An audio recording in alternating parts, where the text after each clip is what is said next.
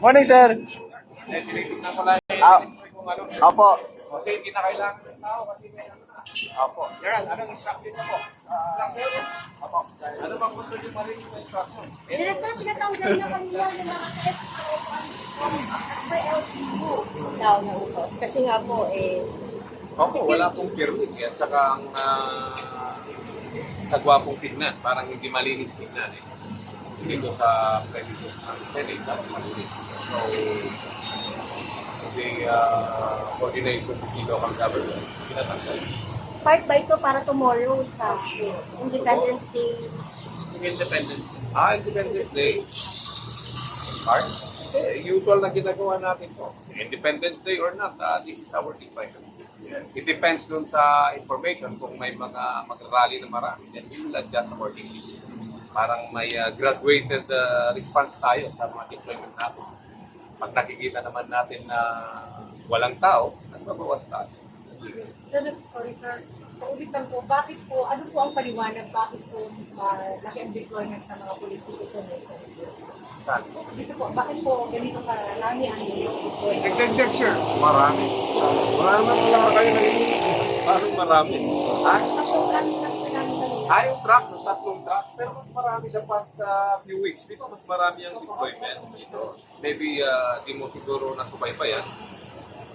Pero previous days and previous weeks, mas marami. Ngayon, minimal lang to. Mga 300 plus lang ito. Pas sa mga taon. So ano po ang paliwanag dun sir sa deployment na? Depende po dun sa nakikita natin. As of now, wala naman po tayo nakikitang nagrarally. Wala naman tayo nakikitang crowd. Then, we are taking that opportunity to rest also. Nakita nyo, nagpapahinga yung mga tao. Dire-diretso kasi yung deployment namin. So, kung andyan yung mga kababayan natin na nagrarally, then that's a time also na andyan kami para po kayo. But of course, with the metal barrier, makakabawas po kami ng deployment. Although hindi namin tinitikob po yung area, at least yung metal barrier niya, hindi na namin kailangan maglagay pa ng nakatayong pulis dyan. Para at least yung ibang pulis dati dito na nakadeploy, we can use it in our ordinary law enforcement operation at saka crime prevention effort. So ito pong deployment ay yung usual na pagbabantay. Usual po ito. Of course, bukas, because it's a holiday, siguro magkakaroon po ng counting adjustment.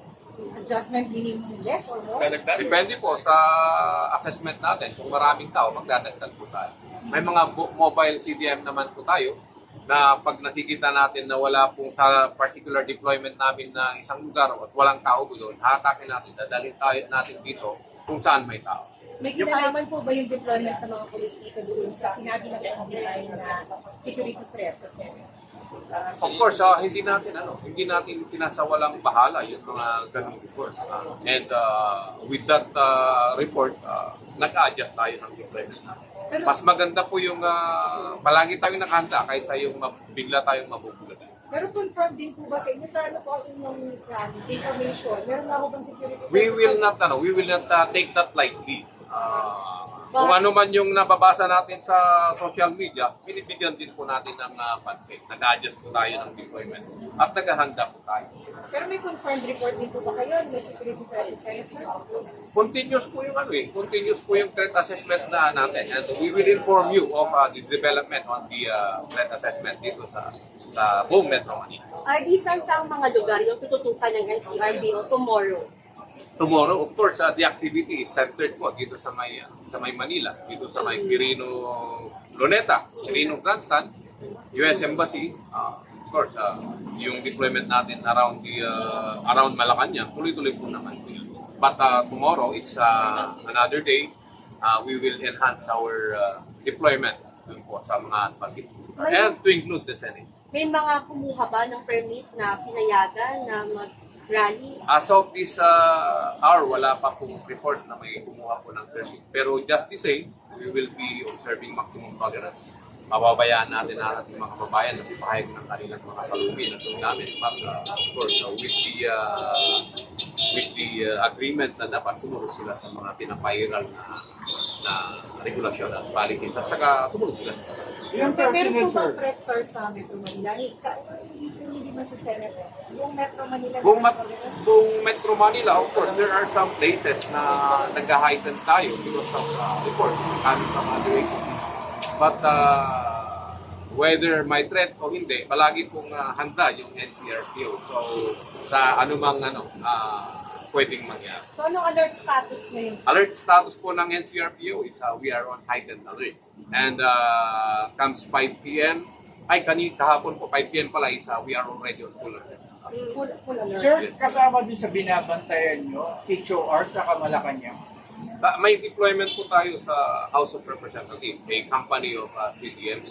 House of Representatives, dito po sa EDSA Shrine, dito po sa White Plains, dito po sa Pinaglabanan, dito po sa Monumento, bukas, sa Senate, sa Malacanang, Luneta, US Embassy, Liwasang Bonifacio, Casa Miranda. So, pag full alert, ano yung ibig sabihin? Pag full alert po ay cancel po yung mga lead po ng ating mga and they are required to report on a particular office kahit po holiday. Makikita po ng mga tao mas maraming pulis na nakadeploy.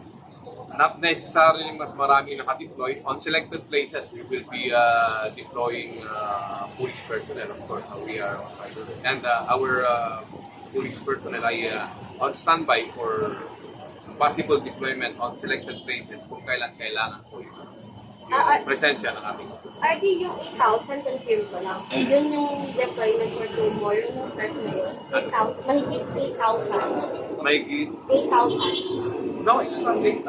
I think that is 12,000. Buong Metro Manila. Tomorrow. May standby force. Yes, we have reserve standby force po sa mga camp, sa NCRPO, sa mga district.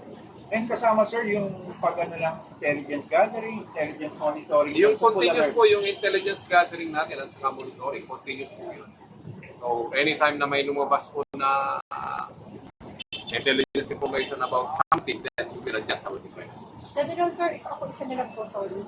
Pinaalis na, halos 1 month po itong yung mga nag-camp dito ng mga Duterte supporters sa Center Island. So ngayon, pinaalis na. So, bakit po? Piniyagan sila Natutuwa po. ba kayo na may nakikita kayo dyan na ang dumi? That's the point. So, your answer is as good as mine.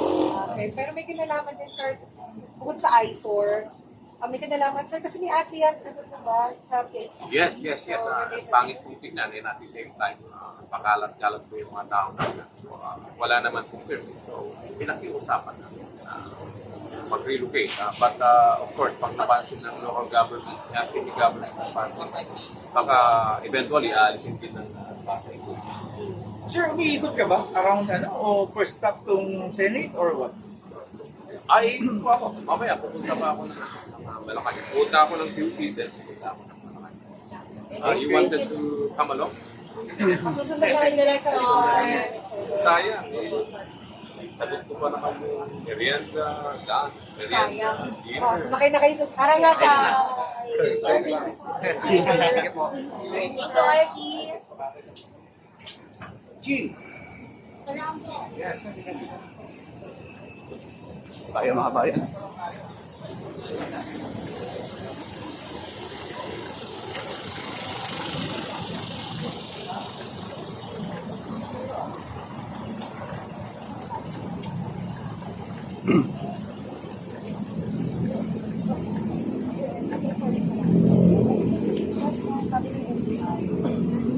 wala kayo ng gano'n.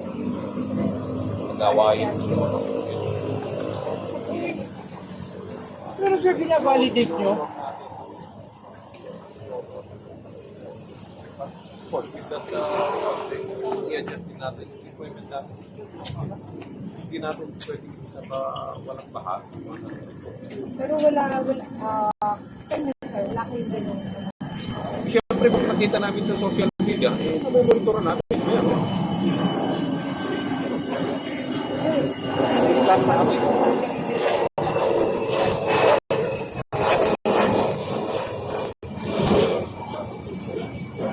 Ayo, kumain na kayo. Sir.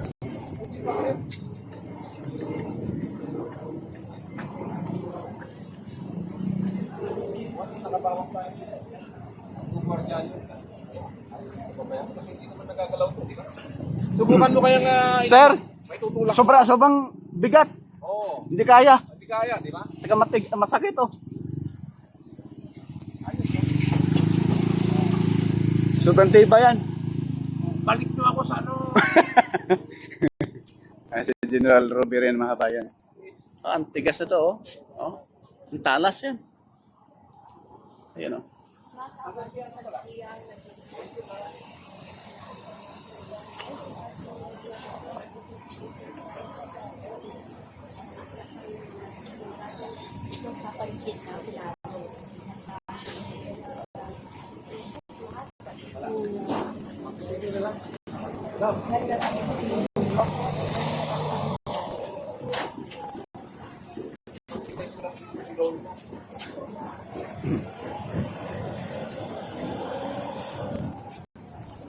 Sir, are you looking for senator ba ito po?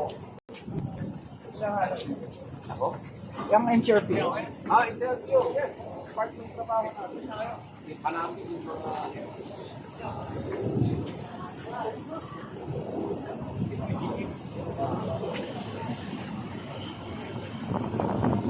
Kasi sir, na advantage yung paningin. So, nakakabate, sunod sa isang tahan nilang Kaya nyo, paano gumalaw yung mga Iba yung panahon niya. Baka yung alangan niya dito sa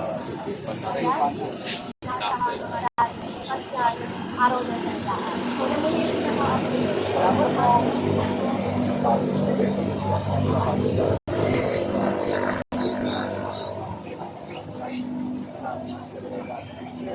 Ano yun? Pagkain natin? paano sir?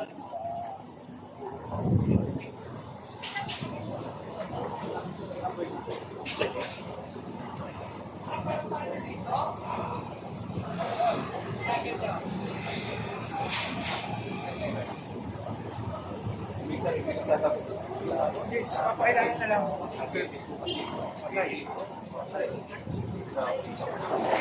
Diyan, diyan.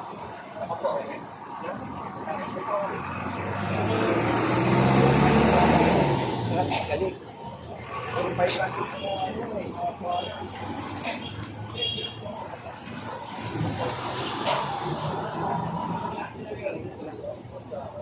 Yan na yung gate, mga bayan, sa Senado. Ito.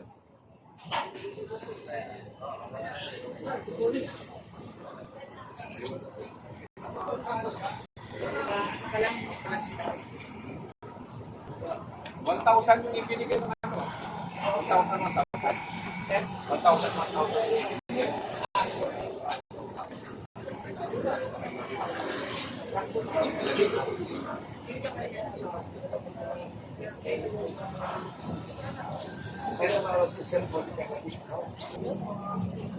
Yung iba na.